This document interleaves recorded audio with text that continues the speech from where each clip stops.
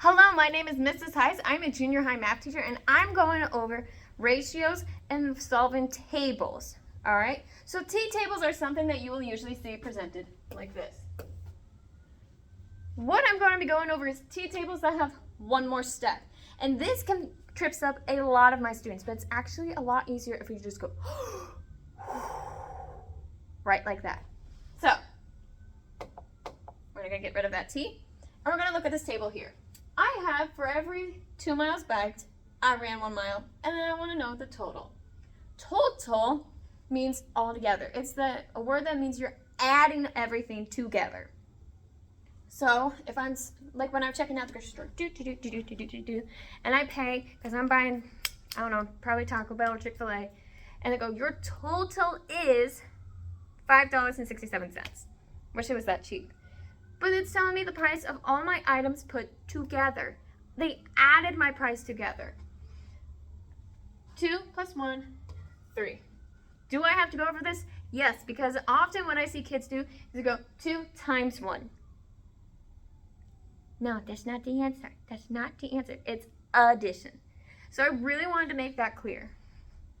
Now right now, we're going to assume every, words are hard, ratio or set of data we see below us is going to be proportional or equivalent. So that means that when I add the data here, I can reduce that to this. So if I'm told that this person ran 4 miles, okay? Based on the data provided here, I can make the assumption of what's going to be here and what's going to be here. How am I going to do that? Watch. We have this formula, y over x equals k. All right? Y over x equals k. T-tables are usually written x and y. So this is my x, and this is my y. So if I did 1 over 2, where did I get that? 1 mile ran, 2 miles biked. That is going to be my k. So if I continue making a T-table, 2 and 1, and then I make this 4. What is the inference that I can make about biked? What is the relationship between these numbers? I'm biking. I know that, let me make it this, my k is going to be 1/2. I don't know my x, but I know my y, 4.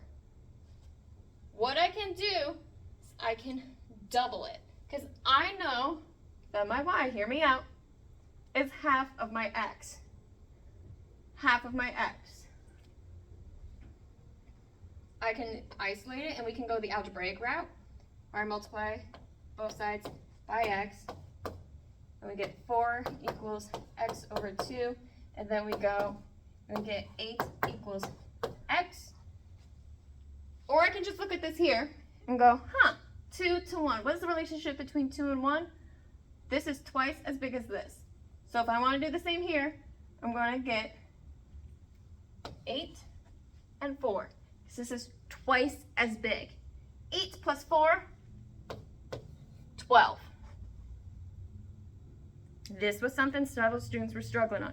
Sometimes you have to go back to the original data and make an inference about it. We have not gone over, realistically, in my class yet, variables. This is something they should have learned last year in 6th grade, and I know this because I taught 6th grade last year. So they should be familiar with this, but this may be a big step. So just look at the data here. You're presented all but the total. If this is equivalent, if I know this is equivalent, 1 times what gave me 4? Actually, 1 times what gave me 4? Well, I can know 2 times 1 times what gave me 4? 1 times 4 gave me 4. So 2 times 4 would give me what? 8. 8 plus 4? 12. Okay, what if I'm giving it as a fraction? This is what trips up a lot of my kids. It's the same thing. But let's do 1 and 1/2.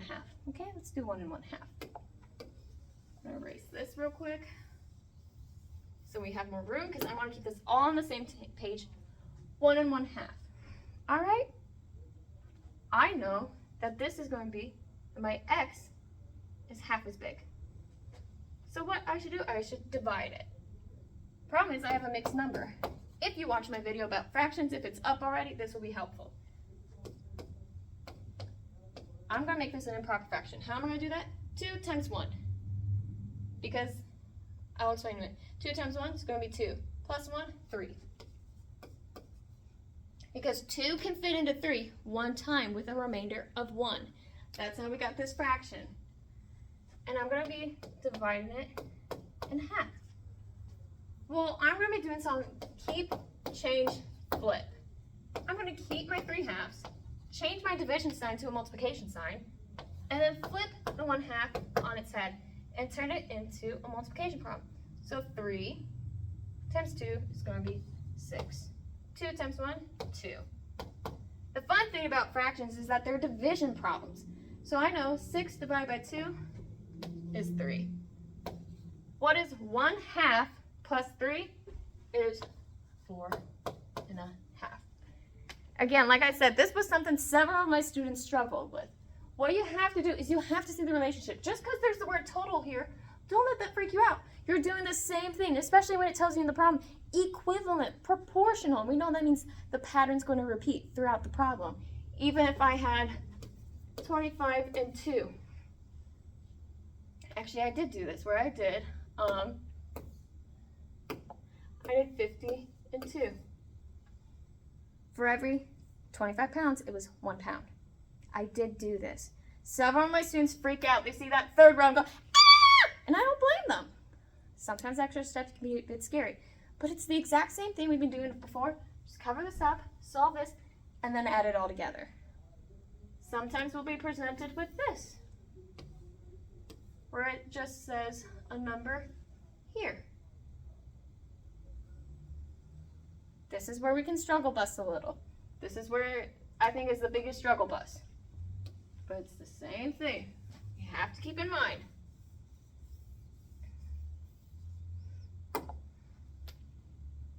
Our relationship is 2 to 1. So if I know 2, and I'm just going to put x. I'm an algebraic person. Plus y. It's going to give me 3. Double, if we multiply a certain number by itself. Sorry. No! If we multiply a number and insert another value for y, keeping in mind our 2 to 1 ratio, what can get us 3? Well, I know that I have 2. I'm just going to say 1. 2 times 1, 2. Plus 1 is going to equal 3. Is that going to take some trial and error? Yeah, but I already know my OG ratio, my OG data, even if that wasn't the data here and I was presented with, oh, dang, 5, it's the same process. 2 times what plus what is going to give me 5. It's going to be the same numbers. Okay? So we have 2 plus is going to equal 5. I think it's going to be 2 times 2 is 2. What's 2 times 2? 4 plus 2. Oh no, that's 6. Sad face. I'm going to cry a little. But not much longer. You gotta keep going. So what if I try 3 halves plus, what is it? 3 halves? 6 over 2 plus 3 halves, which will give me 9 and a half. Should be 4 and 1/2. Well, that's not quite 5, so let's try another number. So we're going to erase that.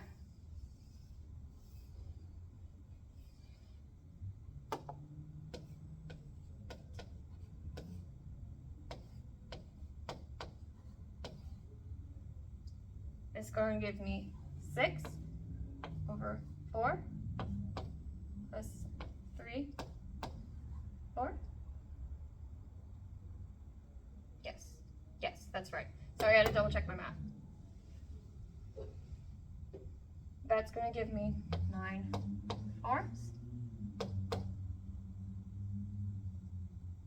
That's going to be 2 and 1 fourth. This is just something you have to repeat a little bit over and over. This will be the hardest one that you'll see here. But basically, as long as you can make the inferences, I know for every 2 of these, there's going to be 1 of these. What number fits in the bill? What number is going to be my 1? Because we need to know what my 1 per. You're going to find it right away. So I hope this was somewhat helpful. I'm going to take a stab at this at picking 5 because I just picked a random number. But looks like the number I had before with 3 halves may have been my closest bet.